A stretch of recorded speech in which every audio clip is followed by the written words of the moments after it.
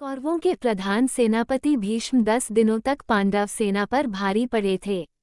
प्रतिदिन भीष्म हजारों सैनिकों को मार रहे थे, परंतु दुर्योधन भीष्म पितामह पर कहीं न कहीं संदेह कर रहा था। उसे लग रहा था कि पितामह भीष्म जानबूझकर पांडवों का साथ देते हैं और उन्हें मारना नहीं चाहते। यही सोचकर एक रात दुर्योधन भीष्म से सीधे बात करने के लिए उनके पास शिविर में पहुंचा।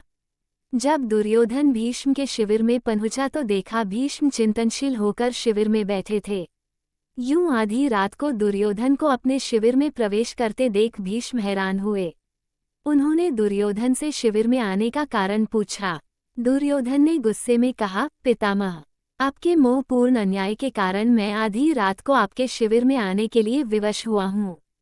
आप अगर पूरी कर्तव्यनिष्ठा और मोहरहित होकर पांडवों के साथ युद्ध करते तो शायद मुझे यहाँ आने की आवश्यकता नहीं पड़ती।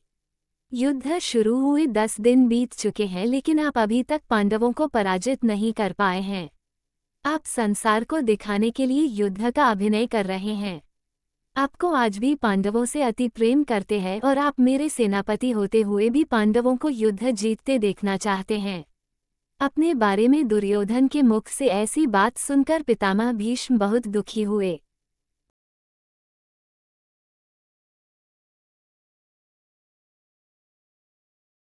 दुर्योधन के मुख से कटु वचन सुनकर भीष्म ने दुर्योधन से पूछा, तुम क्या चाहते हो पुत्र दुर्योधन?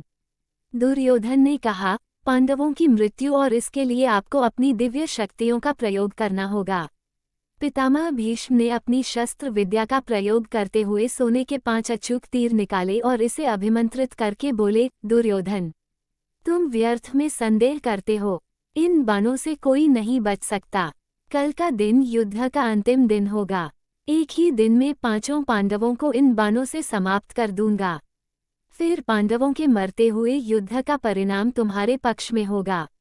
पितामह भीष्म की बात सुनकर दुर्योधन प्रसन्न हुआ, लेकिन अगले ही क्षण उसके मन में पितामह भीष्म के प्रति संदेह उत्पन्न हो गया।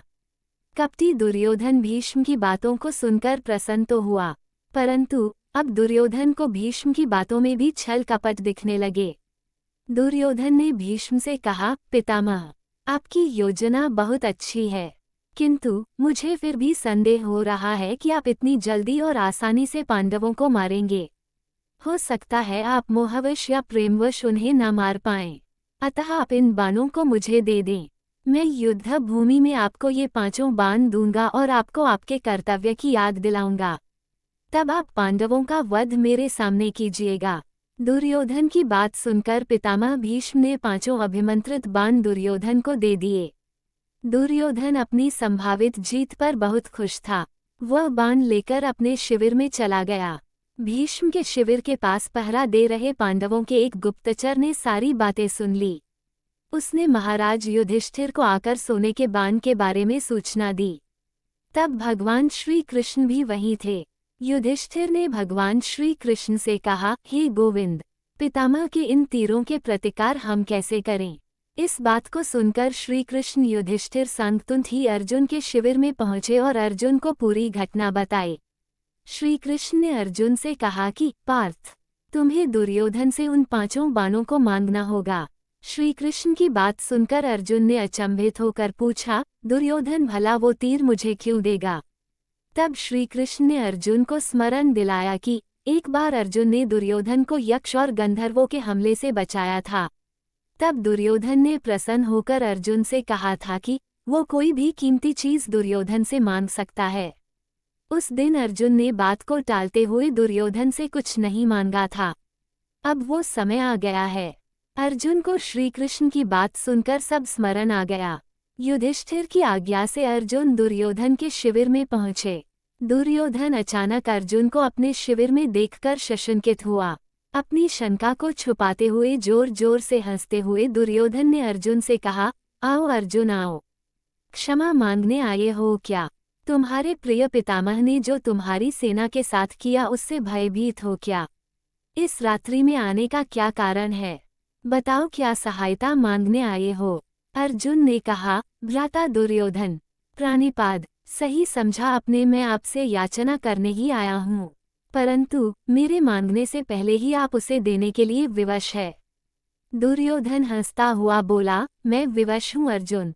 याचक विवश होता है, दाता नहीं। परंतु कोई बात नहीं अबोध अर्जुन, तुम मांगो। अर्जुन ने दुर्योधन से वह 5 बाण मांगे, लेकिन दुर्योधन ने अर्जुन को मना कर दिया।